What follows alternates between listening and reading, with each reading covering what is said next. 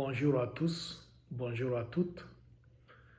Ce dimanche, on célèbre le Christ comme étant le roi de l'univers.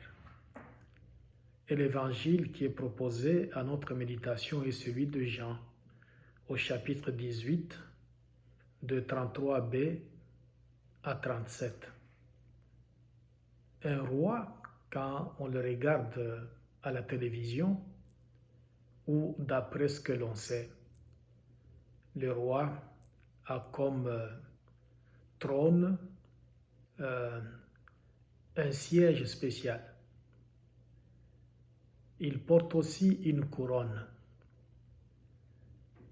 Sa couleur symbolique, celle du roi, c'est de l'or.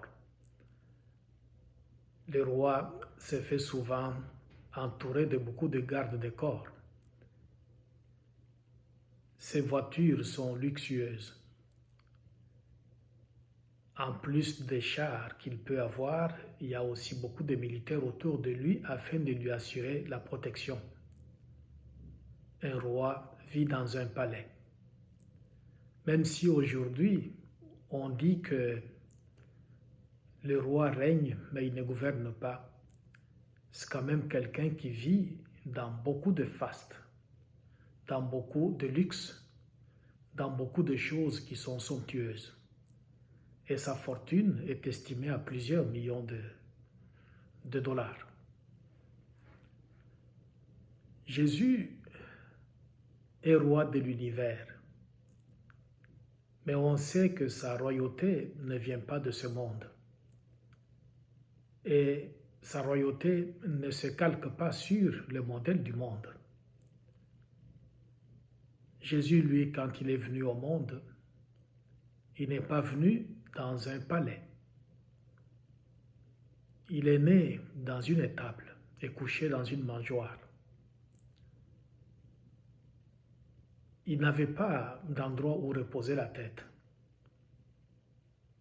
Il était pratiquement un itinérant. Et il disait, si parmi vous, quelqu'un veut être le premier, qu'il soit l'esclave, le serviteur de tous, qu'il soit le dernier de tous. On sait qu'il a lavé les pieds de ses apôtres, lui qui était Seigneur, lui qui était Maître. Il a passé sa vie dans l'humilité totale. Et son trône, c'était quoi? C'était la croix. Et sa couronne était faite d'épines. Il a été humilié jusqu'au bout. Il a connu l'humiliation totale.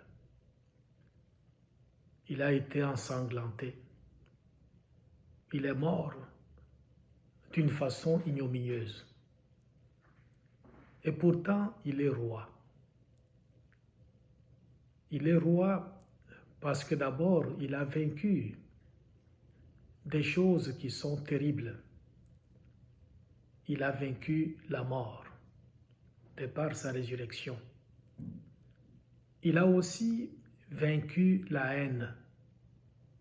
Avant de mourir, il disait sur la croix, « Seigneur, pardonne-leur, parce qu'ils ne savent pas ce qu'ils font. » Il a vaincu donc la haine.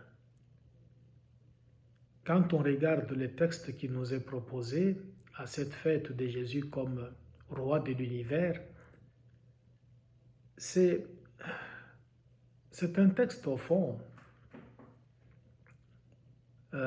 qui montre que sa royauté ne vient pas de ce monde.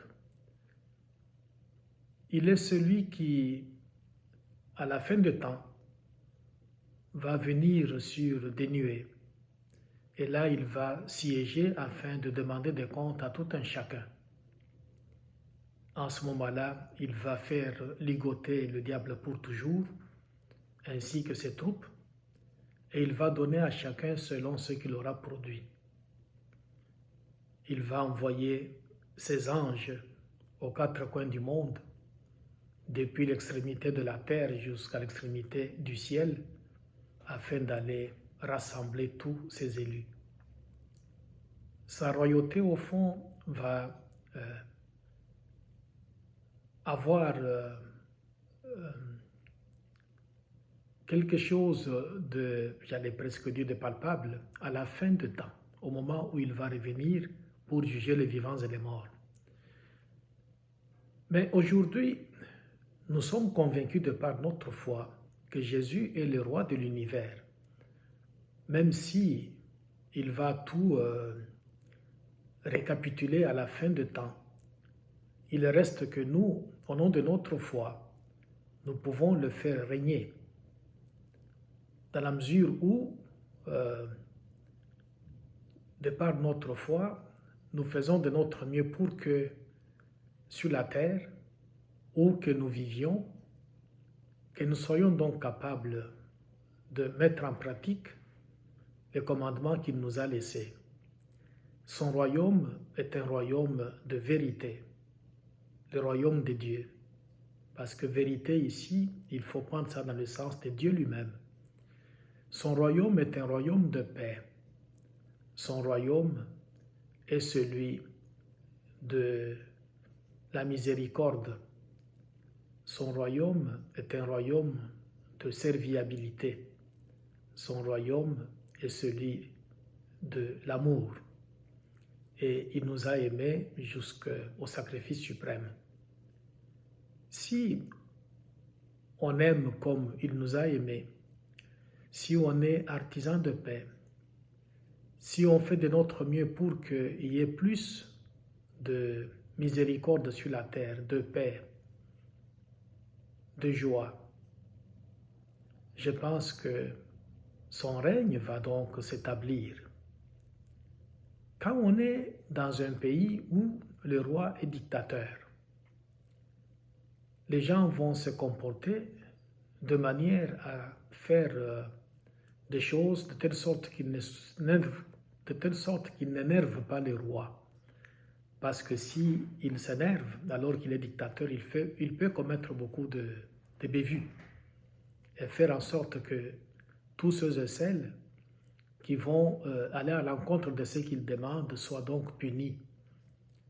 Il fait régner la terreur. Il fait tout pour que les gens lui obéissent. Et le règne du Christ lui-même n'est pas de cette obédience-là. Il est celui qui nous invite à pouvoir aimer les gens autour de nous, à être miséricordieux, à être au service de la vérité, à être au service des autres, à être humble, à faire tout pour que Dieu soit glorifié et glorifié à jamais.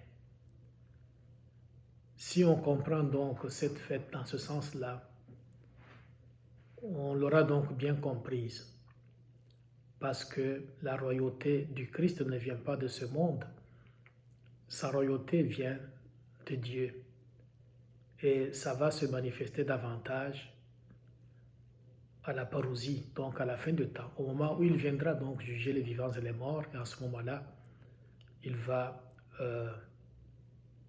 instaurer un royaume éternel qui n'aura pas de fin. Que Dieu donc nous vienne en aide pour que nous puissions être des artisans de ce royaume-là.